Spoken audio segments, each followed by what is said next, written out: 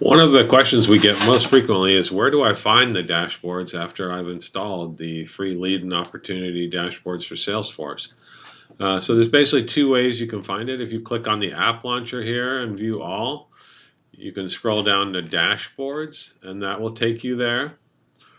Alternately, if you're in the sales console, you can also find the dashboards in your list of different objects. So if I click on dashboards, it takes me to the same place.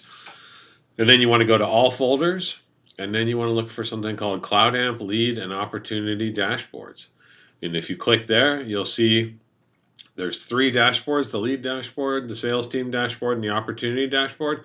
There's also a folder with a couple of older dashboards for Salesforce Classic, the original dashboards. We recommend using the ones labeled 24 because it's 2024 right now. So you can click on any of these to load the dashboard. Come back here, find the lead opportunity dashboard, click to open the sales team dashboard. Some of these you may need to click refresh to see data on.